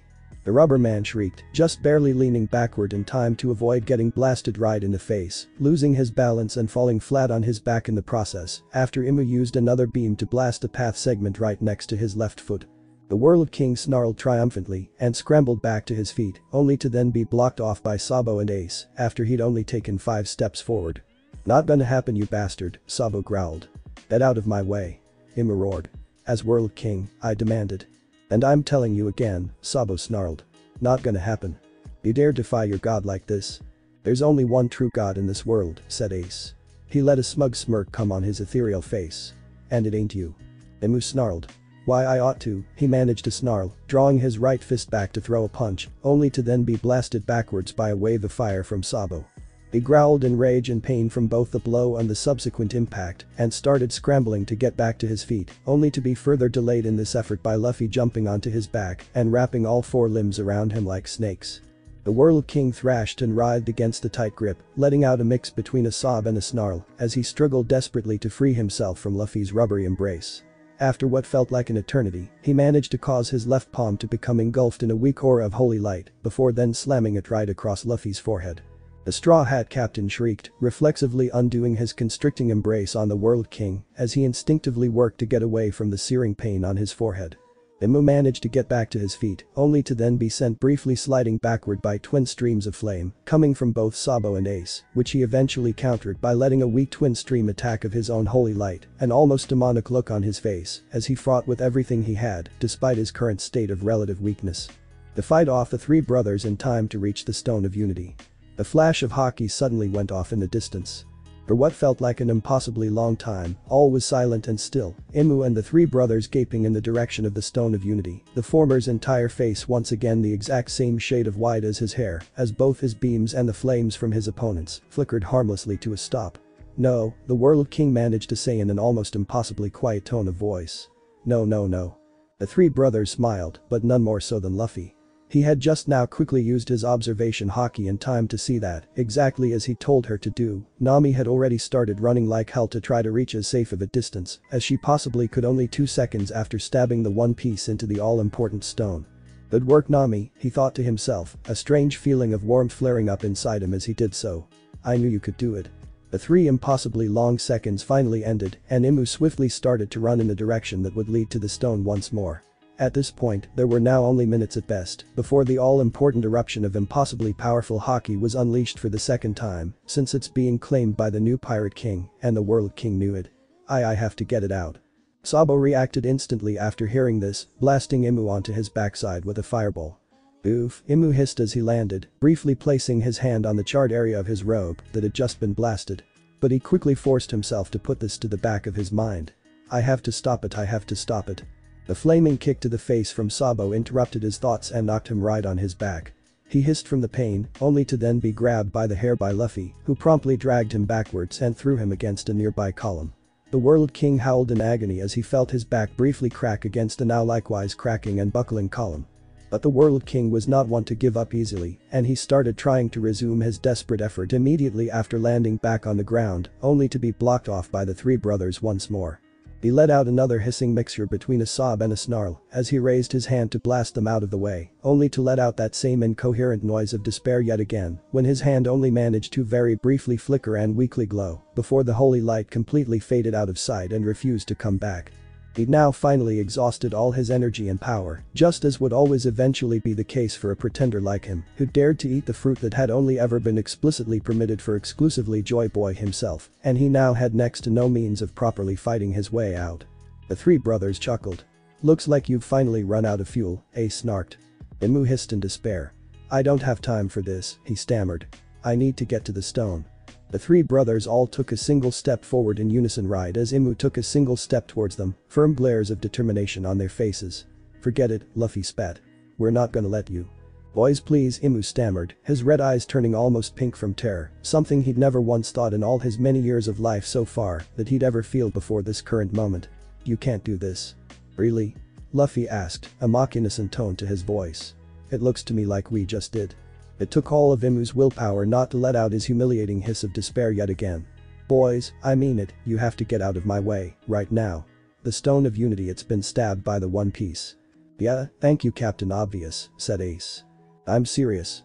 Imu panted and gasped, small hints of moisture starting to form in his eyes as his desperation and despair continued to increase. The red line. It can't be allowed to split back up again. It mustn't. Says who? Ace asked. Yeah, Sabo added in. It was always going to do so again eventually. Joy Boy himself, the man whose name you even now dare try to continue defiling. He said as much himself and even wrote into those poneglyphs your precious government tried so hard to erase from existence. And with everything that's gone down, it might as well be now, whether you like it or not. You don't understand. Imu gasped, briefly tangling his fingers into his hair as he worked desperately not to completely lose his mind. What you're saying, I can't allow it. I can't. I have to stop it. Luffy had already unleashed another gum whip before Imu had even finished his sentence, tripping him up and knocking him back on his back, literally the second the World King had said the last word of his current comment. The World King hissed and sputtered in pain, now working once again to scramble back to his feet. Look, Imu managed to say, now sounding impossibly calm despite the current circumstances. Maybe we can do this peacefully. There's still time, and if I haul ass, I might still be able to withdraw the One Piece from the stone before it goes off. Yeah well, not happening, said Luffy nonchalantly. I'll do anything. Imu roared, his terror and despair now becoming increasingly more undeniably apparent as he desperately racked his mind for something he could say to get the three brothers to see reason. I'll pardon you, he shrieked, pointing his finger at Luffy. I'll pardon all three of you. And all your friends too. And anyone else you want. I'll completely expunge your criminal records as well if you want. Please, stop embarrassing yourself, said Ace. I'll hold a truce. I'll change the laws. All of them. Just say what changes you want and I'll make sure they happen. Hate to break it to you, Sabo stated, not sounding sorry at all. But at this point, all those promises are just too little, too late. Boys please, Imu hissed, now just barely keeping his voice from taking a higher pitch. He looked to Luffy once more. I'll make you a warlord, he stammered, now completely forgetting in his panic that the entire system of the warlords of the sea had been disbanded just a month or so ago. I'll let you join the Marines. Maybe become an admiral even. He winced upon seeing the narrow-eyed glare that came on Luffy's face upon hearing these suggestions. I'll make you a Yonko. No, better yet, I'll appoint you to a seat amongst the government. Or wait, even better. I'll make you a noble. He let out a despairing gasp as the three brothers only continued to advance towards him, slipping and landing on his butt in his efforts to keep his distance between them. I'll let you sit on the empty throne. For a brief few seconds, time seemed to stand still. Yes, you heard me, Imu stammered, now desperately hoping that perhaps he'd finally gotten his way in. I'll let you sit on the empty throne. You're already Pirate King, but why just stop there? And hey, you're really only a king now by means of an empty title without any true political bearing or merit. Why not make yourself a real legitimate king in the traditional sense of the word? And rule the entire world while you're at it. I'm sure there's plenty you'd be willing and able to do with that level of prestige and power. Tempting. But then Luffy directed his usual cheeky grin at the now quite hopeful looking Imu. But no. Imu did a wild take. Are you out of your mind? The World King roared, now incredulous with shock at what he'd just heard. Do you not know what you're saying? Yes. I said no. Do you not have even the slightest idea what I'm offering right now? Imu roared again, now getting even more desperate and panicked than he'd already been. You could be king of the entire world. It's God even. Yeah, well, like you said, I'm already Pirate King. Luffy nodded his head. And that's good enough for me. I mean, it is what I've wanted all my life since I was little. Not to mention, I may not be the world's smartest man. But I'm pretty sure that being king of the entire world would keep me way too busy to go on adventures and do all that other fun stuff I've always been able to do so far and can now continue to do even more of now that I'm king of the pirates. And like my brothers just said. He let his cheeky grin return to his face yet again. There's only one true Kota. And he certainly isn't me. Imu hissed once more, now almost completely losing it. Well, never mind any of it then. He darted forward. Just get out of my way. I have to stop it. I have to. Luffy downed him once more with a single gum pistol to the face, sending him pounding face down on the floor with a thud. Hissing and wheezing, Imu tried desperately to scramble back to his feet, just barely avoiding once again letting out his humiliating sob-snarl mixture at the sight and sound of Luffy and his brothers rushing towards him again. And what was worse, he could now practically feel just how little time was now left before the One Piece finally unleashed the devastating eruption of Haki that would split the Red Line back into the 7 separate continents it had been in the time of the infamous Void Century. Stop. He managed to grab onto the bottom of Luffy's vest, yank him down, and then grab onto both of his lapels, allowing them both to get positioned so that they were looking each other face to face. Just listen to me. He snapped as he shook Luffy back and forth. The once proud word king, now well and truly broken and reduced to a pathetic and stammering shell of his former self, over how everything he'd known, everything he'd desired, everything he'd wanted, all came crumbling down around him, leaned his head closer towards Luffy's face, small tears starting to slowly slide out of his once proud and intimidating red eyes. Boy Luffy, he stammered, still trying desperately to maintain what impossibly tiny bit of dignity he still had. You don't understand what you're about to do. It can't be allowed to happen. It can't. I have to stop it. You have to let me. Why? Luffy growled, damn near spitting out the word as he finally started to slowly come close to losing his patience altogether. Why? You even need to ask. Imu panted and gasped. It's always been like this. Ever since Joy Boy let it come together into one single form before the end of the Void Century. And the whole world, everything we know about it from the end of the Void Century to now, has all come to exist and be the way it is entirely around this. What you're about to do, if you let it happen, the entire world will change. The entire world, everything you know, none of it will ever be the same again. So what? Luffy clenched his fists and narrowed his eyes, his brothers standing just behind him, not at all daring to interrupt. Things change. People change. Places change. Times change. Rules change. Worlds change. Everything changes. Change is inevitable. It's the natural way of the world. And it's not like the world hasn't already changed before. It's changed plenty of times, so many times that not even the people who are smarter than me can count them all. What's one more? You have no idea what will happen. You don't know how the world will be affected. What kind of changes will ensue afterward. Or even during it all. Imu hissed and wheezed, his eyes now half-lidded and almost completely blind from tears. Haven't you caused enough chaos, damaged the world enough? The world may not be perfect, the world government and I may have only broken it in our efforts at making it perfect. But it's still a world. There was still at least some tiny degree of balance and order. He paused just barely long enough to wipe his eyes clear and then looked back in Luffy's eyes. You have no idea whether the world will ever be at all peaceful or orderly if you let Joy Boy's prophecy of the One Piece and the Red Line be fulfilled.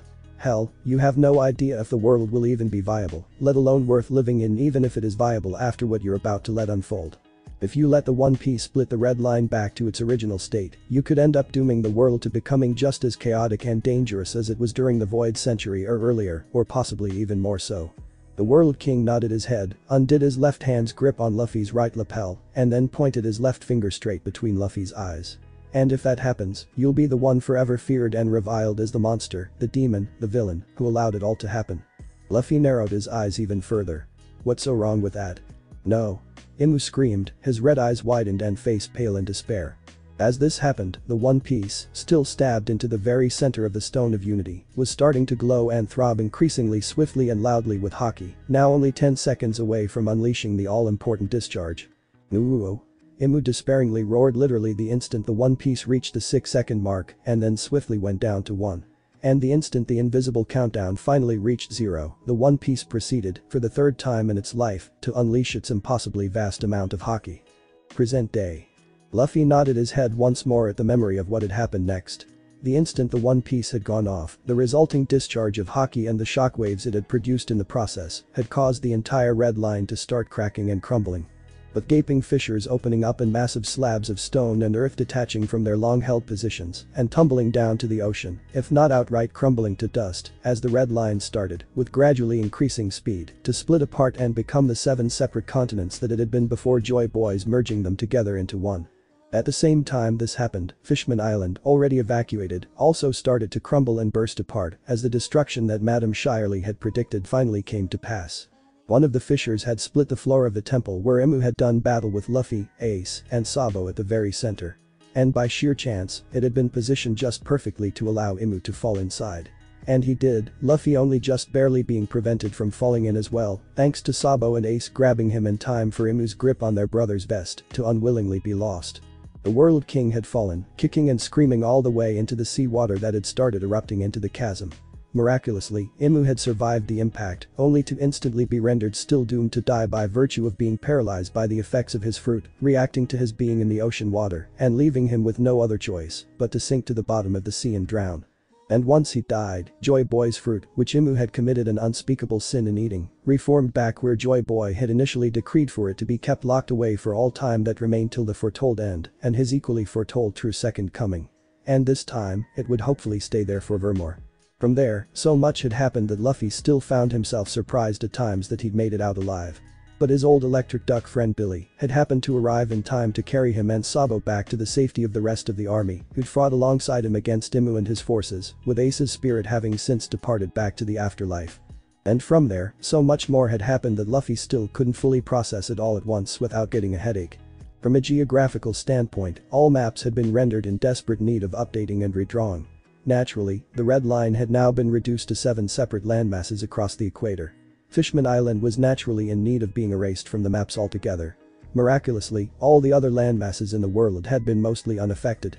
The waters from all 4 blues had merged together into a single gigantic circular area near the 3 central continents of what had once been the Red Line, allowing the true all blue to finally come back into existence after so many countless centuries, much to Sanji's awe, shock, and indescribable joy.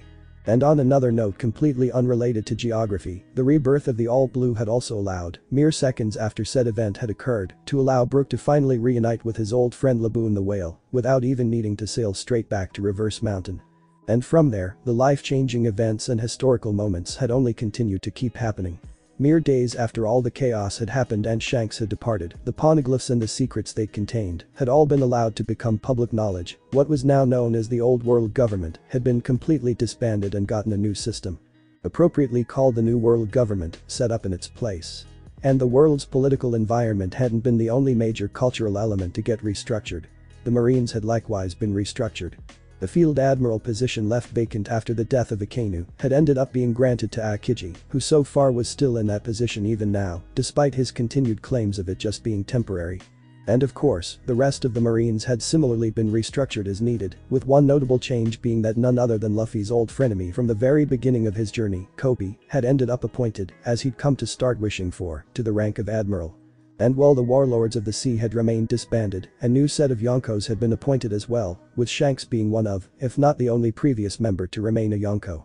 And all the pirates, revolutionaries, and other members of the army against Imu had all parted their own respective ways, with some ending up back in Impel Down, others scattering into the winds, and even more peacefully settling down in safety and peace. And surprisingly enough, Luffy and the Straw Hats had gone so far as to keep half of all the treasure they'd gotten from Raftel, a sizable enough amount in and of itself, and place both the remaining half and the One Piece itself back into hiding, but this time in a completely different hiding place that they even now shudder to think about. All under the hopes that someday another worthy successor to Luffy's current title would eventually find it again. And of course, there were still plenty of other changes, major or otherwise, that had ended up unfolding. But all those were most certainly stories for another time. And so far, 5 years later, the world was still in a surprisingly viable state, albeit still with plenty of chaos and order to go around. I'm still surprised that the Shrimp Kobe became an admiral, Zoro stated. I can certainly say he hasn't gone crazy yet, Nami admitted. And who knows how long the Marines stay as reasonable as they currently are before someone crazy and more in line to the absolute justice way of thinking comes along and starts messing things up again. Hell, from the research I've made since his death, Akainu actually had a son. And that son should be about 17 years old now. That in mind, I have a feeling we'd really hate to see what would happen if he were to end up joining the Marines at any point. Forget the Marines, Robin stated. She shuddered. Think about the world government. Who knows how long it could take before the new world government becomes potentially at risk of becoming more similar to what it replaced. Maybe things will go back to the way they were someday. Maybe they won't. The Straw Hats all looked to Luffy, who nodded his head. Like I said to Imu that day. Change is inevitable. It may be for the worst as currently appears to be feared. Or it may very well be for the better. He nodded again. But you know what I think. He looked back to the sunset, warm smile on his face. I say that for now, we remain thankful for the way things currently are. I'm not really sure if I'd say I care that much about world peace and all that other stuff that my dad and the revolutionaries were worrying about. But upside down or not, the world's turning out quite well for just about everyone on all sides. And I'm sure plenty of you will agree that it's a lot better now than it used to be. He turned around to face his 8 friends once more. But regardless, for now, I say we just keep enjoying and appreciating it as is. Regardless of whether it becomes better later or worse later, there's nothing to gain from wasting all of our time worrying about what might happen. So for now, I say we just keep enjoying the way things are now. If the amount of time we have to do so gets longer, all the better for us. And if it ends, then at least now all we'll have to do is hopefully just weather it out until the next opportunity. But until such a time as either possibility, why not enjoy the now? Luffy, Nami said, a warm look of joy on her face. Zoro hummed, nodding his head up and down with an approving look of respect on his face. I'll admit, very well said. Couldn't have said any of that better myself, said Chopper. I would say that I could have perhaps said all that even better and more gloriously, Usopp began. But you know what? I think you deserve this moment, Captain. That was beautiful, said Brooke. I'll say, said Frankie. Even after all that's happened since we found the One Piece, I never would have guessed you'd have it in you to say such super grand and super duper intelligent like speeches, Luffy bro. Ow. It's moments like these that really make me wonder if your direct physical exposure to the One Piece and all the hockey in it managed to somehow boost your intelligence, said Robin, a warm smile of her own on her serene face. Indeed. Sanji thought to himself. I'll admit, still not entirely sure I'm a fan of that. What was that, Sanji? At the sound of the seemingly calm and happy, yet with a slight edge of tension, tone in Nami's voice, Sanji's sweat dropped, directed a nervous smile at the Straw Hat Navigator, who had an almost evil-looking smile on her face. Nothing, he quickly stated. He cleared his throat, dusted off the jacket of his suit, and nodded his head. Nothing at all. Thought so. Nami nodded her head and then walked up to Luffy's side. Because you know what? Regardless of how unexpectedly smart as he occasionally shows himself to be nowadays after all our adventures, he's still our captain. Still our friend. Still our Luffy. She then grabbed onto Luffy's left hand with her right hand, rubbing her left hand against her belly, her very large belly. And I couldn't be happier, she then said as she and her captain stared each other lovingly in each other's faces. Yes. Nami was now in fact Pirate Queen, happily married to Luffy after a single year of dating, and 2 whole years counting that following the end of their quest for the One Piece. And right this very moment, a full 5 years after their finding the One Piece, 4 years after they'd first finally become an official couple, and only 3 years after their marriage, Nami was expecting a prince.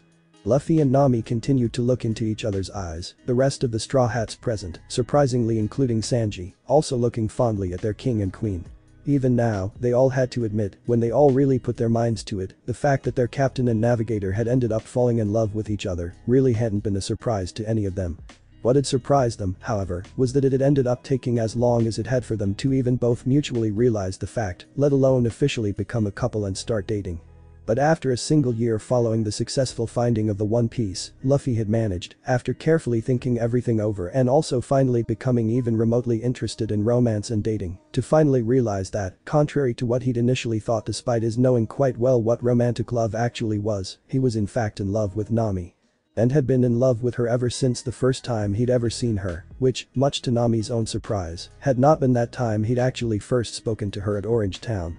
But instead a single almost impossibly brief moment at the very start of his journey, when they'd managed to catch a glimpse of each other and lock eyes, when they'd both been separately departing from what had then been the ship of the then nightmarishly ugly and fat Iron May Salvita. And once Luffy had finally managed, in a surprisingly well thought out and spoken speech, to reveal to Nami how he felt one beautiful night at Nami's hometown of Kokoyashi village, Nami had finally dared to let Luffy be made aware of her own reciprocation for those feelings. And from there, they'd finally started dating after 4 straight years of being silently in love with each other. But even after they'd started dating, they'd still managed to shock the rest of their crew and the world, literally a single year, down to the exact same day, after they'd finally become an official couple, when Luffy had managed. During a visit to Luffy's hometown following the Straw Hats, finally finishing their trip around the world to allow Nami to properly redo and complete her entire long-dreamed map of the entire world, to propose to her. And of course, in what the rest of the Straw Hats occasionally found themselves ruefully feeling shouldn't have been so surprising to them in hindsight, as it had somehow ended up being to them at the time, Nami had said yes. And literally a single month after the proposal, Luffy and Nami had married in a surprisingly lavish, yet still relatively simple, wedding ceremony in front of the entire rest of their crew, as well as multiple other friends and family members that they had available to see the big day, and even a few Marines that had been convinced by Garp, Kobe. And at least 1 or 2 other notable Marines who had reason to trust the Straw Hats. Luffy's father Dragon had even later revealed in a letter in the mail that he'd watched the whole ceremony vicariously from a far-off distance. And Shanks had even been the one Luffy had chosen to have officiate the ceremony, while also inviting him as a guest. And surprisingly, with the exception of Boa Hancock not lasting an entire minute after the beginning of the ceremony before ending up having to be abducted, carried a full 10 miles away from where the ceremony was occurring, and forced to be absent for the entire remainder of the wedding by her sisters, the whole thing had unfolded without any problems. And now, a full 5 years after Luffy had found the One Piece and become Pirate King as he'd always wanted, he and Nami were still happily married, still very much in love, and now finally expecting their first child, who Chopper currently predicted would be due for birth, potentially as early as the first day of the very next month. And they couldn't be happier for it. And neither could the rest of their crew. And the fact that, with the obvious exceptions of Brook and Jinbei, as well as the current also remaining exception of Chopper, the rest of the crew had all at least gotten married, if not done both that, and had a kid or 2 of their own in the time that had unfolded between their discovery of the One Piece, and this current moment certainly helped. In that moment, Luffy briefly placed his hand on his wife's belly, smiling in the process when he felt the unborn child still inside her react by kicking. Nami chuckled as well. "You do realize we still have to name him, right?" Nami asked. "Shishishi," Luffy chuckled, nodding his head with his smile still on his face. "Don't you worry, Nami. I already know the perfect name for him. In fact, I already know the perfect name for all 3. Nami chuckled, raising her eyebrow in the process. "You seem awfully confident that we'll be having 3 kids instead of just this single one we've currently got on the way." Robin chuckled, a teasing look on her face. "And yet I don't hear you outright denying that you'll have 3 kids or only 1. Nami rolled her eyes at Robin and then smiled back at Luffy once more. Robin chuckled and looked over at Luffy. "You know, Captain," she then said. "I'm still surprised that Frankie and I beat you and Nami to the altar. What can I say?" Luffy chuckled and shook his head side to side before directing a bemused look at his crew's scholar and shipwright. "You're both in your 30s, obviously a whole lot older than me. It would only make sense for you to get to that state before Nami and me." Then he raised his eyebrow as he thought of another detail. "Though I will admit, I wasn't expecting you two to already have 3 kids before Nami and I had even had 1. Frankie raised his eyebrow in amusement at Luffy's latest comment. "You got a problem with that, bro?" "Nope," Luffy quickly, yet nonchalantly, responded. "None at all. Though I do hope you don't have too many more, if any, within the next few years. I'd really wouldn't want to put Nami through all this too many times just to catch up with you." "Who said it had to be a competition?" Robin asked. "Well, I am the captain," Luffy stated, a cheeky grin on his face as he let the implication sink in. Nami blushed and then lightly punched him in the side of the head. "Idiot," she hissed, half in irritation and half in loving amusement. "Ow," Luffy said in a monotone voice once his head and neck had retracted back to their natural position following Nami's blow. The rest of the crew promptly laughed, shaking their heads side to side in amusement. Even now, their captain still couldn't stop himself from ending up on the receiving end of one of Nami's famous megaton punches.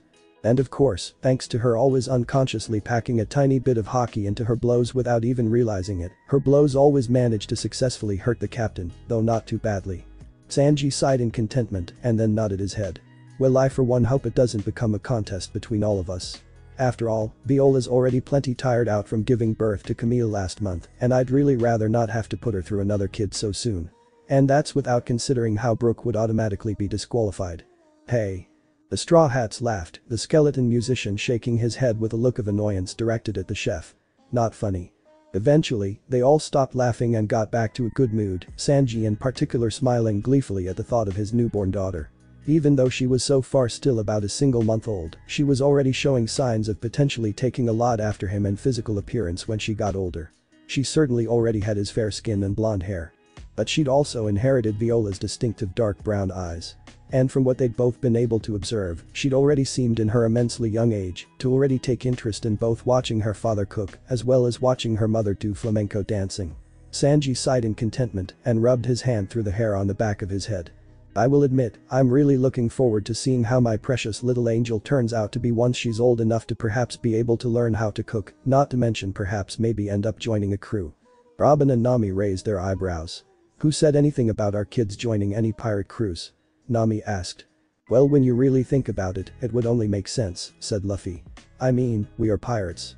It would only make sense for our kids to perhaps take an interest in joining up with us. And who knows, maybe they'll all end up forming their own crews together." He smiled towards Nami's belly. "I can already imagine Shanks, Bell, and Ace forming a crew together, if not each forming their own individual crews." Nami whistled silently. "You certainly weren't kidding when you said you thought up names for all of our possible 3 kids. She then let a smile come on her face. "I will admit though, I do really like your choices." She then let a happy tear slide down her cheek. "Especially the second one. Well, I for one, certainly wouldn't be at all surprised if my little boy ends up following in my footsteps." Zoro nodded his head as he thought of his son, he and his wife, the now semi-retired Marine Tashigi, who just happened to be very distantly related to his late childhood friend Kuina and also looked almost exactly like her too, despite her direct relation to the latter being tangential at best at this point, had just had the previous year. He smiled again as he thought of the message he'd received earlier that morning from Tashigi, who was currently back in Shimitsuki village with their now 1-year-old son, named Riku, in which she described how Riku, who already looked a lot like him, but with Tashigi's eyes, was very slowly seeming to develop a slight interest in sword fighting. Though as far as having any additional kids after Riku goes, Zoro continued, a slight wince now coming on his face. "I think I'll wait till much later this year, if not early next year, before I put another kid inside her." He shuddered as he remembered just how almost nightmarish Tashigi had been while pregnant with Riku. He definitely wished to give himself as much time to prepare as possible before going through that a second time. "I know what you mean," Sanji agreed, nodding his head somberly as he remembered how Viola had been incredibly emotionally taxed by her own pregnancy with Camille. "In fact, I think I'll maybe wait till the year after next year before Viola and I try to give Camille a sibling." He directed a withering side glare towards Riku. "Though I will say this, I certainly hope neither my precious baby girl, nor any siblings she may have, end up on the same crew as your Marimo son." "That's funny," Zoro hissed, directing a side glare of his own towards Sanji. "Because I very much hope that neither my boy, nor any possible siblings he may have, end up on the same crew as your craphead daughter." "What was that, Marimo?" Sanji growled. "You heard me, shit chef," Zoro snarled. The two rivals glared sparks at each other and growled, seconds away from breaking out into a fight. "Boys." Zoro and Sanji both blanched, briefly looked in the direction of a now awfully angry looking Nami, and then promptly straightened back up, looked away from each other, and worked to calm down, with Zoro folding his arms across his and looking straight ahead, while Sanji started engaging in some suspiciously stereotypical innocent whistling. Nami facepalmed, sighing heavily. While Zoro and Sanji were both men she considered good friends, sometimes their antics just drove her up the wall, almost as much as her husband had a tendency of doing. "Well, regardless of whose crew they end up on," Luffy stated, a smile on his face. "I'm sure they'll all make good friends, especially with me and Nami's kids." He looked at the rest of the crew. not to mention with your kids. The rest of the Straw Hats agreed. I'm sure that our son and daughters would very much appreciate being friends with your kids, Captain San, said Robin. She looked to the rest of her crewmates. And with all of yours. Frankie chuckled, a smile on his face as he joined his wife in thoughts about their now 3-year-old daughter Alvia and almost fully single-year-old twin son and daughter Damon and Angela. I can definitely agree on that. Our little Damon and Angela will almost certainly be super good friends with all your kids, not to mention so will Alvia. Yusuf chuckled weakly, only now realizing that, of the Straw Hats who'd married so far, he was the only one who still didn't have any kids yet. Granted, his wife Kaya was currently expecting a child, but she was still nowhere near far enough along to be giving birth any time before much later this year. I'm sure any kids I have will do the same, he managed to say in a rather meek-sounding tone. Brooke chuckled. Well, I for one will always make sure to be a very devoting uncle to all of your kids, no matter how many you have or whose crews they join. Couldn't ask for anything more, skeleton bro, said Frankie. The other Straw Hats all chuckled in agreement. You know, said Chopper, a half-thoughtful and half-regretful look coming onto his furry face. I'm honestly kinda starting to feel a little left out. Well, you've still got time, said Nami, chuckling as she looked at the now slightly pouting reindeer doctor. Hurry up and go get yourself hooked up with Milky. Or maybe Carrot for that matter, said Sanji. At this point, he directed a very cheeky grin towards the now suddenly immensely blushing reindeer. Yeah, don't think I haven't seen the way she's been looking at you lately. Trust me, ever since you started having your brain point form incorporate a lot more elements of your physical appearance from the form you're currently in right now, that feisty little rabbit mink's been looking as if she's been really liking what she's been seeing in you. Now quite flustered, Chopper briefly assumed his heavy point form and pointed threateningly at Sanji, or at least, it was supposed to be threatening. But with a very flustered and embarrassed look on Chopper's face, it looked pathetic and hilarious instead. Hey now. The reindeer doctor stammered. Let's not get ahead of ourselves here. The rest of the Straw Hats burst out laughing at their doctor's flustered reaction. I'm sure that whichever mink woman you end up with will be right for you, as long as you're both happy, said Robin. In a flash, Chopper assumed his brain point, which indeed now looked like a humanoid form of his walk point at his current age, hopped upright onto his hind legs, and started doing his happy dance. Stop joking around. He yelled as he did so. You liking me doesn't make me the least bit happy, you jerks. The rest of the Straw Hats started laughing, with Chopper himself joining in once he'd finished his happy dance. The reindeer chuckled and nodded his head as he smiled happily at his friends. I do wonder though, depending on just who, if anyone, I mate with, it might be pretty difficult to have any kids the way you guys have. You could always adopt, said Zoro. Sanji glared, seconds away from making a retort. Said Chopper. That could actually work as well. Sanji directed a confused, yet also interested, look at Chopper, who nodded his head. I will admit, it really did feel nice when Dr. Hirlik took me in after my old herd drove me out. And when I really think about it, he did kind of become a father to me, and it was basically like he'd adopted me. He nodded his head again, a warm smile starting to come on his face. I suppose it would only make sense then, if I'm unable to have kids the usual way, for me to allow another parentless child to feel the same joy of having a loving adoptive family as I did when Dr. Hirlik did the same for me. Well, Sanji said, a smile on his own face. I suppose when you put it that way, I don't see any problem with it either. The rest of the Straw Hats nodded, Zoro letting a smug smirk come on his face at how Sanji had effectively been prevented from having another go at him, though he quickly got rid of it before the cook could see it. Well, I'll just say this, just to get back to an earlier topic. Robin nodded her head. Despite what our captain may or may not have implied, we are most definitely not in a competition over how many kids we end up bringing into our little screwed up family. Trust me, Frankie and I have both agreed now that we're done. Indeed, Frankie agreed, nodding his head and allowing his bright blue hair to briefly seem to glow in the light of the setting sun. Ow. Well, that's good, said Zoro. Because I'm planning to stop at 2. And for that matter, I really hope that once Riku gets a sibling, that the sibling is a girl. He let a warm smile come on his face. That way, I'll get to name her Kuina. Oh, how sweet, said Nami. Zoro chuckled. What can I say? It would only be right. And besides, Luffy's planning for him and you to name your daughter after your late mom. Why should I not name my own daughter after my late friend? I'll definitely stop at 2 myself, Sanji broke in. Though with what you guys have now brought up, I really wish that I had someone important that I could honor in the event that I have a son. I'm sure you'll still find a good name, regardless, said Nami. Thanks Nami, Sanji said, a happy smile of companionship on his face. Well, we're still on the subject, I'm game for having strictly 2 kids myself, ideally a son and daughter. Usopp nodded his head, a smile on his face and his thumb raised. I'm sure Kaya won't have any complaint over that. The crew all looked at Chopper as if silently asking how many kids he wished to have. The reindeer thought to himself. Then he shook his head. You know what? I'd rather not risk counting my chickens before they hatch. The humans amongst the crew thought to themselves and then nodded their heads. I suppose that's fair, Luffy admitted. Well, regardless of how many young pirates end up joining our family, I'll happily love them with all my heart. Oh, but wait, I don't have a heart. Yo-ho-ho-ho. Skull joke. The rest of the crew rolled their eyes. But then they all heard a noise coming from Robin's pocket. Badip badip badip badip badip. The rest of the crew all looked to Robin. Clearly, someone was calling on her baby Den. Probably Jinbei, said Robin as he drew out the tiny snail in her pocket that was currently ringing. Best see what he wants.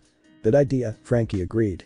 After all, as the cyborg now found himself very much remembering, the former warlord turned Straw Hat helmsman was now currently back on the Thousand Sunny, babysitting the 3 young Nico family children. Robin accepted the call.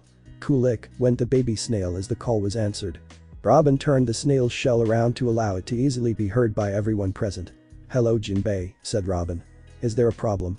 I know I promised not to interrupt your time watching the sunset, came the whale shark fishman's voice from the other end of the line. But could you and the others please come back to the ship? I could really use your help right about now, or 10 minutes ago if you can make it. What's the problem, fish bro? Frankie asked. Well, for starters, your twins won't stop crying, and I don't know why. And believe me, I've considered and checked all options. Ugh, Zoro grunted. Did not need to know that, Sanji agreed. You said it, said Usopp. He pressed his fingers against his nose as he found himself unwittingly thinking about a certain particularly nasty smell that came with raising a kid in their earliest years of life. He had to admit, as much as he hoped to someday have kids of his own, the element that Jinbei had just now caused him to unwittingly think about was not something he was looking forward to. You. And also, Alvia told me to tell you that she's lost her teddy again. And before some wise ass amongst you tells me to look in the kitchen again, I've already looked there thrice now. And unlike the last few times she's lost her teddy this evening, I can assure you, it's not in there this time. Don't you worry, said Robin. We're on our way, and we'll be back at the ship as fast as possible. I promise you that. Good, Jinbei responded. I'll hold you to that. Robin hung up the baby Den. Come on everyone. Let's get back to the ship. Yeah, Frankie agreed. And let's be quick about it before Jinbei ends up finishing the beast pirate's work for them in his efforts to find Alvia's teddy. Agreed, Zoro and Sanji stated in unison, the rest of the crew quick to agree. And just like that, the Straw Hats hurried off to take part in their latest adventure in a long line of crazy antics. And as this happened, they all still very much had the possibility of both future adventures of their own, as well as possible adventures that their kids would perhaps go on when they inevitably became pirates themselves. Perhaps they'd even find the once again hidden One Piece. It was certainly a possibility. Little did the Straw Hats realize, however, just how right they all were in their current thoughts. For while Luffy had indeed managed to start a third grand era of piracy, thanks to his finding the One Piece as well as all the subsequent chaos he'd helped set in motion afterward, it would be his 3 kids, plus their respective future crews, who would come to further define the very age of piracy that their father had initiated. 5 years had passed since the day Luffy had found the One Piece himself, and the age of piracy he'd ended up starting as a result was very much in effect. But even with that being the case, that same new age had still barely even begun. It wouldn't be until Luffy's own 3 children finally became pirates themselves and set out on their own grand and exciting adventures that this new age would truly start to come in effect to the fullest. But that day would come sooner or later, as inevitable as any change. And when that day finally came, it would truly be the dawn of a new age. Thanks for watching this video. If you really enjoy this video, like, subscribe, and comment down below, and turn on that bell notification. Don't forget to support and follow the A-Lion Gleek for writing that awesome fanfic, and also make sure to comment on this story link in the description. See you in the next video. Goodbye.